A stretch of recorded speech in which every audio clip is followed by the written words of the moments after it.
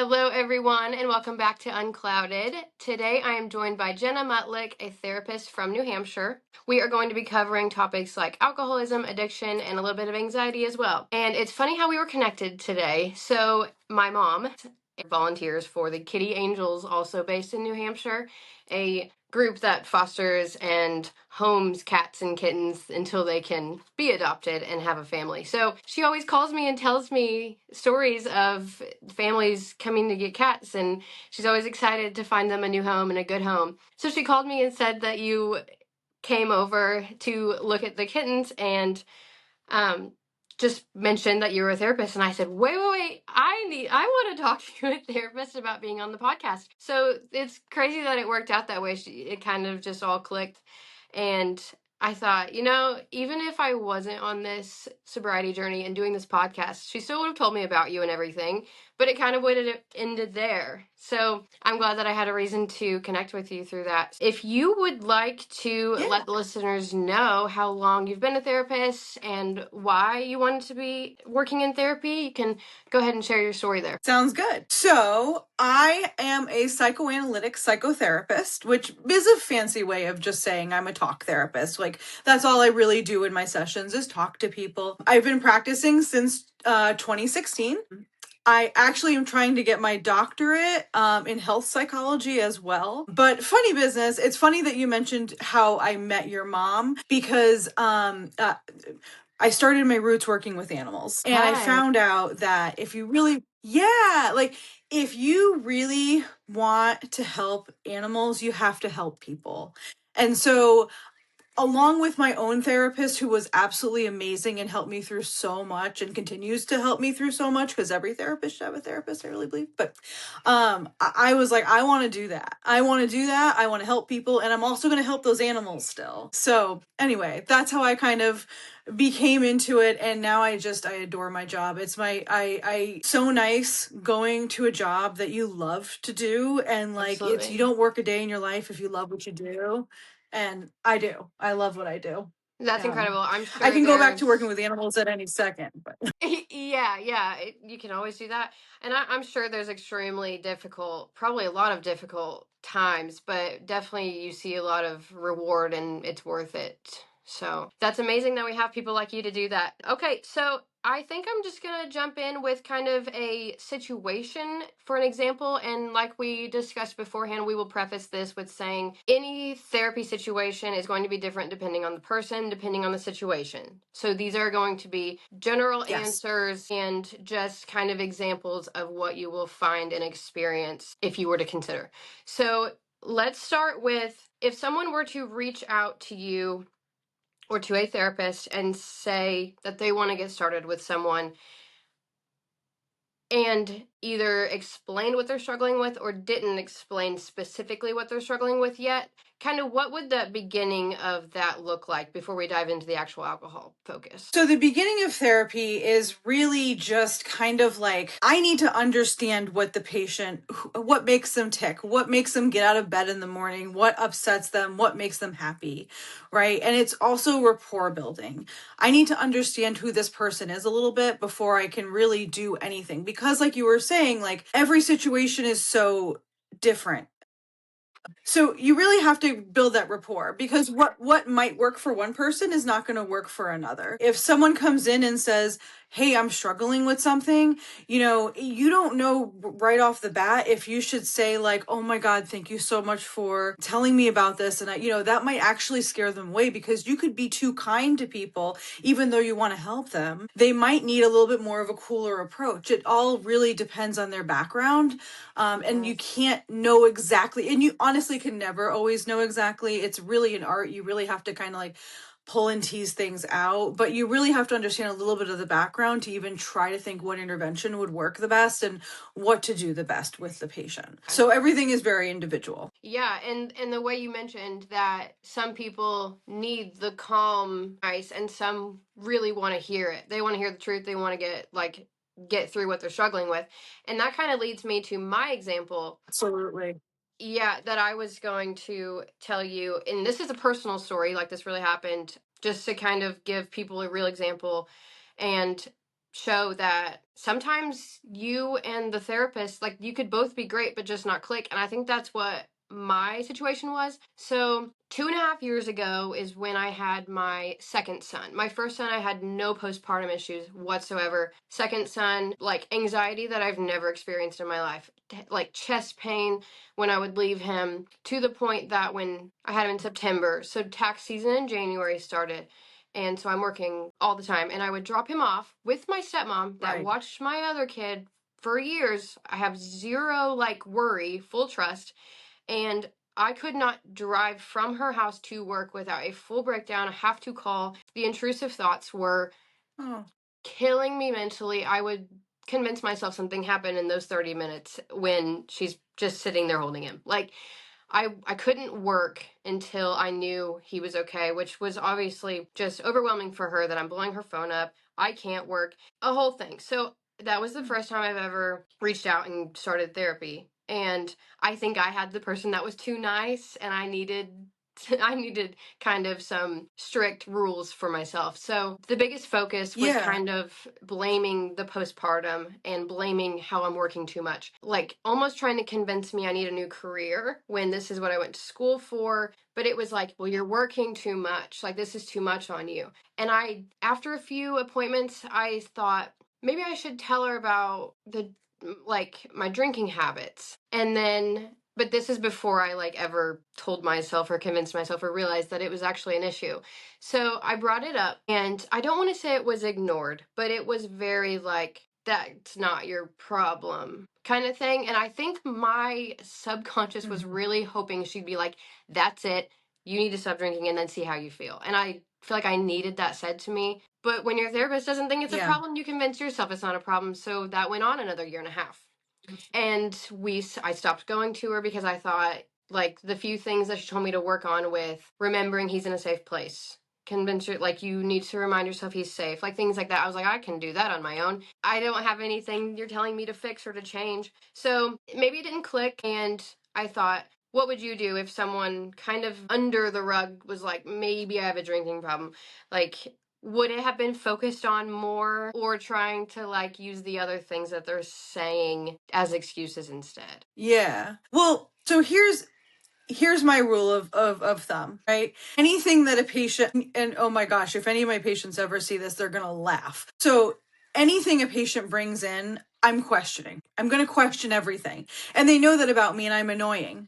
And I actually like to kind of frame it as like experiments, right? Mm-hmm. And so, like, when someone says, hey, I have this, like, taking it away from anything, like, right, I've been shopping too much, I've been spending too much money online or whatever, and my question would be like, so can we do an experiment? Could you not do that for like a week and then tell me how that felt, right? And then we can go and talk about that, right? That would be like my knee-jerk reaction of what I would necessarily do, because you get kind of stuck as therapists, and as far as like what to do, and with when addictions are brought up, and it's because there's so much information that is so honestly sometimes misleading.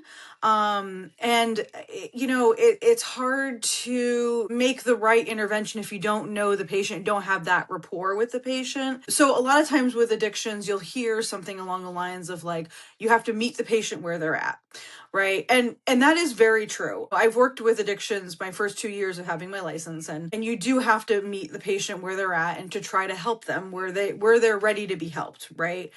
But when someone's verbalizing something, that is a absolute like, okay, we've got something. And it's not that we have to like jump on it and scream about it, but we need to gently say something about it, right? Like, okay, how do you want help with that? Should we be helping you with that? Like, exploring it a little bit more. Because what happens when you follow the contact, if you'll hear this a lot with therapists, it's like, they call it the contact function. So if they don't want to really talk about it, you don't really talk about it, which works really well with trauma. But certain things, when there's a contact made, and addictions is one of them, you have to jump on it, right? Because you got to strike while the kettle's hot. If you think that if someone might be having the thought of, I'm going to say this really scary thing for the first time and dip my toe in the water, you have to be like, thank you so much for telling me about this. Let's explore this. Let's think about it. What can we do differently? Right. Yeah. And the therapist also has to be really comfortable with this, by the way. Like, you know how I started off saying, like, I really believe that every therapist needs to be in therapy. I'm really serious about this, because this is a blind spot that we're human. We're all human. And we have these blind spots. And these blind spots are our own unresolved issues, because we're human and everyone has them. And if you're not in therapy to kind of address those blind spots, you can get into trouble with patients. And I'm not saying that this was happening with your therapist at all. I am just mentioning this in general. But like, if there's so many therapists that might have their own thoughts about drinking, and like, oh my God, well, I'm drinking socially, so should I stop? Like, and they might be so induced by their own feelings that they have to say like, oh, it's not an issue, or like whatever, right? And they don't even realize it. So that's that can get in the way a lot of times. And the only thing I would have of like hope that you would have done would be to tell her that. Like, tell her, hey, you didn't take me seriously at this point. I was really trying to tell you something, But again, that builds trust. You have to have a really good rapport to even try to do that kind of a thing. And yeah. Yeah, and after a few appointments of doing what she was telling me and stuff, it's like the anxiety. Okay, had a little technical problem there, but okay, so what I should have done different, yes, I should have brought it back up. I thought after a few appointments and we had that relationship kind of built, I thought, oh, anything I say now, like, she'll take seriously. So when it was kind of, and maybe I should have said it is a problem instead of, well, I think this might be an issue, but I kind of was hoping she was Don't like, blame yourself pick for me that. up and be like, you know what? you need to try just cutting it out and see how you feel. So yes, the anxiety did slowly fade because he got older and I was using the tools that she did provide me for the anxiety part. I'm thinking like, oh, I could have been like trying to stop drinking a lot earlier if I realized or was told that it was causing some of that as well on top of it.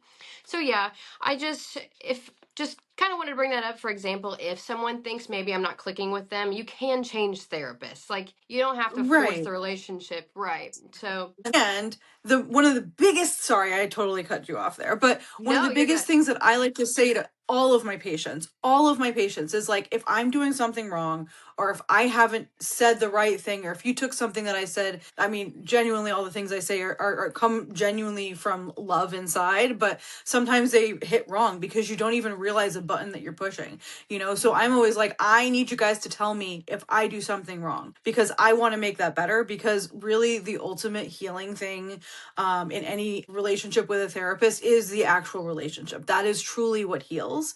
As much as having coping skills is really important, as much as knowing what to do, how to set boundaries, blah, blah, blah, blah, blah. These are all very important things. But ultimately, having that relationship and that safe environment to be able to say whatever you have to say is going to be healing for the person. Yeah.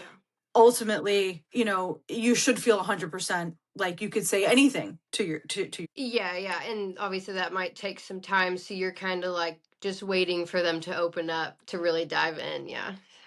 Yeah. Okay, well, It takes a few months. Yeah. oh, really, a few months from your experience. It Wow. should. I mean, I guess Yes. that makes sense. That makes sense because yeah, I mean, if someone's coming to you, there's obviously some things going on, and it's just how long is it going to take to really all come out? Yeah. Okay. Well, so we've talked about kind of what it looks like getting started. If you're not connecting with the person that you've been put with or something like that, you can always change until you find what works for you because it's a long-term thing. Like, you want it to be something you can go to for life. So I did post a questions box and ask if anyone wanted me to relay some questions to you, and like we already said, I will repeat, these are general questions. It will depend on the situation and the person. So first question was, these are mostly focused on alcohol. How do I know if alcohol is becoming more of a problem than a fun or relaxing thing? So anytime someone is wondering if there's a problem, my first go-to is like, there's a problem. So something is uncomfortable about it, whether or not it's a complete abstinence kind of idea, or a cut back, like a harm reduction kind of model, is to be determined. But every time anyone says, I'm worried about this, or I think this might be an issue, it's an issue. We need to work on it. We need to think about it. Yeah.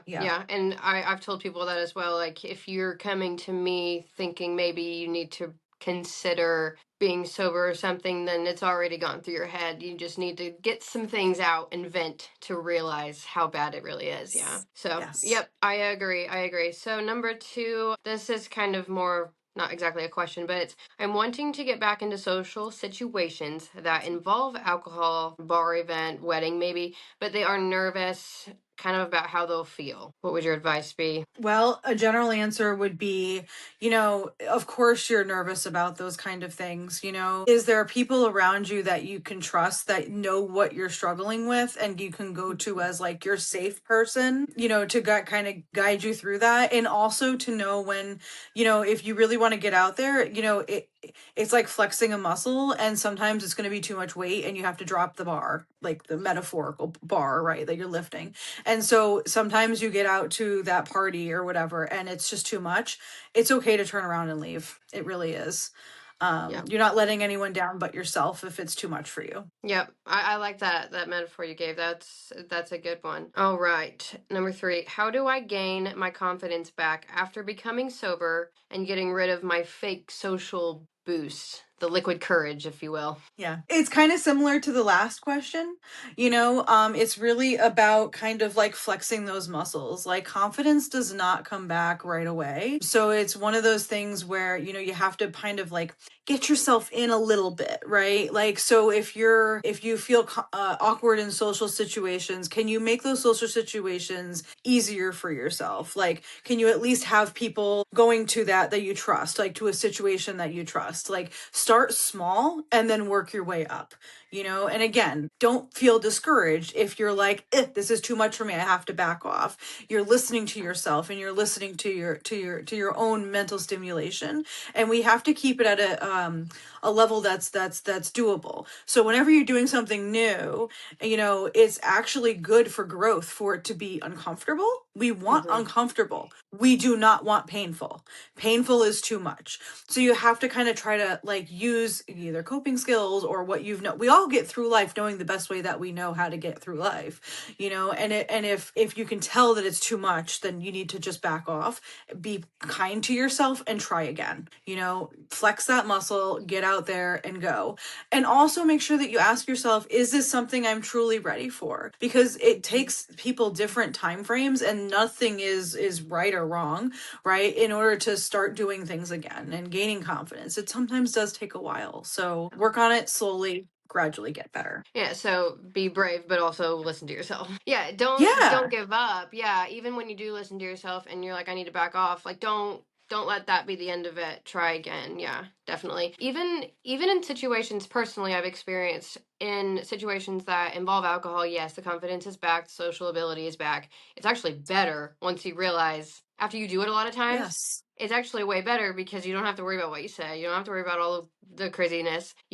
You are who you are, and the confidence feels so good when it's not being brought on by something. And even outside of situations that involve alcohol, I feel more confident. Like, even just, for example, like meeting clients at work. It's like maybe I had a slight hangover or something and it was affecting, like, it was making me anxious, and even like days after you still feel anxious because it takes a while to feel normal when you're having that much. So, okay, good one. All right, the next one, another one that's kind of looking for advice instead of question. I need help determining the reason I always want to drink so that I can fix the underlying issue to no longer depend on it. Love this question. I love this question because no one likes my answer, but Let's hear it. So you have to think of what the feeling is. So the reason is, so usually you're drinking if you're to cover up a feeling, right? And it's really important to do the work to figure out what feeling you're actually trying to suppress. It's different for a lot of people. It could be hungry, angry, lonely, tired, right? The whole thing. It could be sadness. It could be that, it's just a thing that you normally do every day after work and you're trying to get out of the routine or whatever. But there's always a feeling involved.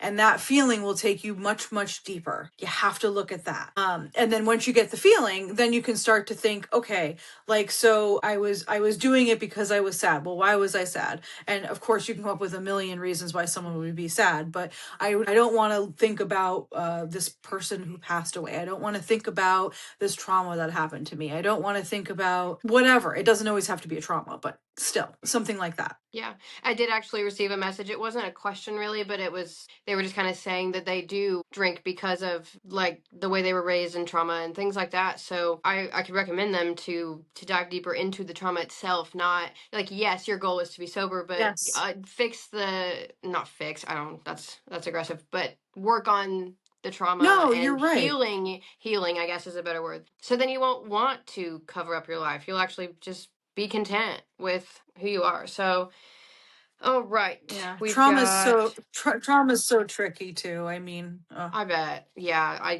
that's probably very difficult. I mean, you are trying to help, but hearing I bet the things that people go through is absolutely just heartbreaking. So, yeah. Okay, so we've kind of touched on a little bit that we can talk with this. Is my drinking a habit or is it an addiction? So that kind of goes back to, are you asking if you have a problem? Maybe, yes. right, but that is another. So yes, the first question is definitely what comes to mind. But the other thing that comes to mind too is again, my experiments, right? My experiment would be if you're on the fence, and I've had plenty of patients that have said exactly that same phrasing to me. Okay, Okay. is that you're going to give it up. You're going to give it up for 1 week, right? Because usually I see my patients weekly, sometimes bi-week or every other week. So therefore I would say between now and the next time we meet, you are not going to do that activity, right? Whatever the heck it is, but in this case, it's drinking. You're going to come back to me and you're going to tell me how that felt. Did that feel okay? Did it not feel okay? So what were the feelings that came up for you? What was your experience of it? And if the experience is like anxiety, all I could think about was that you'll get the answer that you that is, okay, well, this is a problem. Or they'll come back and they'll say, well, I didn't do it and it actually improved my life and that's great. And so you can get kind of the same result, but again, it's phrased as an experiment. Like, let's just see what happens, right? Yeah. Because habits can be good, but habits can be bad, right? Yes. And a lot of people, when it comes specifically to drinking, when it's like, let's quit for a little while, if it's not worked on consistently, because yeah, after a week, you'd be like, oh, I feel great. Well, it's like, if it's not just over with, like it's consistent work to not give back in. Because so many people I talk with went like a month and then caved, 2 months and caved. Mine was always 2 months for like almost a year Right. straight. You feel fantastic. You're writing in your journals like, oh my gosh, this is amazing. And then you're like, what happened? You don't even, I don't But know. It's like, so yeah, definitely the experiment gets them to start to feel how good it can be. And it just keeps getting better over time. And so it's like, that's amazing if they what actually they did don't it. know, and what they don't know, right, is that the experiment in a therapist's mind never ends. Okay. And so when they tell me that they're doing really good for 2 months, right, and then they say, I went and I did this and I got really drunk, or I did this or whatever, and so therefore I kind of fell off the wagon, or whatever you want to freaking call it, Yeah. then I kind of say to myself, oh, so what happened there? Can we talk more about that? Like, what was the trigger? What happened? You kind of keep Yeah. going with it, but you have to, if someone when someone asks if it's a habit or if it's an addiction, this is a pre-contemplative statement. Kind Hmm. of like when you were saying to your therapist, like, oh, is this a problem or not? And so you want to treat it as that, and so you want to say, let's be serious about this. Let's take it. Let's explore it, right? But as it goes on, you can start to get more. I hate using the word aggressive, but aggressive towards it, and being like, hey, but listen, a few months ago, a few weeks ago, a year ago, whatever it was, you were saying how wonderful this was, and then now we're saying, oh, this is happening here. Like, what happened there, Yeah, definitely. Okay. Yeah, and a habit can turn into addiction quite easily when it's an addictive substance. Yeah. So it's like maybe you are just running home Yes. every day and having a beer. Okay, no big deal. Maybe you are just going out on a Sunday to brunch and having mimosas. Okay. It's like here and there, one thing at a time, and then you're a daily drinker. So yeah, yeah. Well, It's like and if you're, even then, go ahead. sorry. I was going to say, even then, is it the healthiest choice? Even drinking coffee in the morning, right? Is that really necessary all the time? Do we really need coffee to wake up in the morning? That kind of a thing. Yeah. Yeah, because yeah, I was just thinking about like the daily habit. Yeah, yeah. Because yeah, well, with coffee, it's like, does it become a placebo after so long, or not? I mean, I pick on coffee because it's something that everyone kind of, well, a lot of Yeah, people enjoy. And it's like, it's one of those things where people are like, do not take away my morning coffee. But like, again, but it's a habit. It's what you do in the morning. How is it? I mean, there's a lot of differences, but it's not that far off either. yeah. No, it's a good example because I mean everyone can kind of agree on like enjoying coffee. So Yeah. okay, I've got one Right. more. All right. Okay, I did send you this one earlier because I knew it's kind of deep. So this says, while trying to get sober, I emotionally hurt someone that's very close to me while I was struggling. Now that I am sober, looking back, I see I really messed up with how poorly I treated them. How can I repair that relationship, or should I move on and just let it go? Well, my first question would be like, how important is the relationship in your life, right? And the second question would be, because of course, if they're asking about it, my assumption is that this person or whoever they hurt is really important. So, any person that's worth their weight, any relationship that's worth their weight, you can talk about things with them, and they're going to either understand or they're not going to understand. But hopefully, if they meant so much to then you must mean a lot to them. So if you were to try to just make amends, if you will, using like AA language a little bit, and just say, hey, I really hurt you and that was really wrong, and if that's too scary, writing letters is a beautiful Mhm. thing. No one ever gets mail anymore. Okay. They're just bills and ads. Everyone wants us to get a letter. Yeah. Um, I would highly encourage anyone to try to repair a relationship, and then also being really open to the fact that sometimes it doesn't work. Sometimes the rupture has been too hard, but it doesn't mean that it's the end. It just means that for right now that person needs to not. Maybe it'll change in time, we don't know. And so you have to prepare yourself for the fact that this person might not be interested in repairing a relationship. But at the end of the day, you get to say that you've done everything that you possibly could to repair that relationship.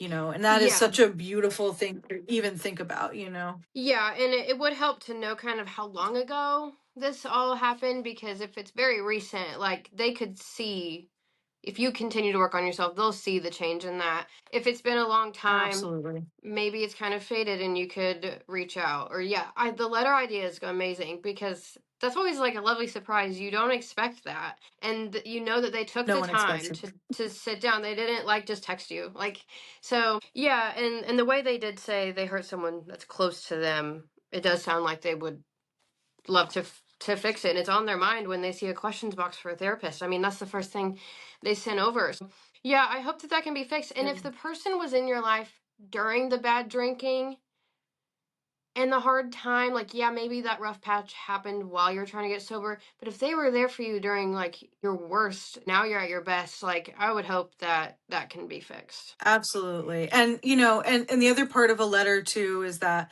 the person can take some time to respond, to really think about it. And it's a good way to not have to do a face-to-face interaction if that brings a lot of anxiety. I know it does for a lot of people. Yeah, yeah, that could But be the first yeah. step to getting to a face-to-face conversation. And it's like, who Yeah, knows, for maybe the sure. person's like, no, I thought you were mad at me, like, so every time. Yeah, you never know. So you just gotta reach out and try. So that was our Yeah. question sent in, and I did want to tell the listeners that you will be back on in a few months or so, and I've got an email just for this podcast, uncloudedpod@gmail.com, to send questions in for her anytime until then. So we'll have a good list by then as well. But we are reaching our time. So I appreciate you taking the time to do this today. Absolutely. It was a pleasure. We'll have to meet you in person when I'm there in August. I'm coming up to Mom's. So we will connect, Okay. and maybe we could do it in person even. We'll see. Oh, Record again. So all right, I thank like you that so idea. That sounds much. really fun. Perfect. You're All right. welcome. And thank you to the listeners, and I will be back next Friday with a new guest to share her story as well. So we'll see you then.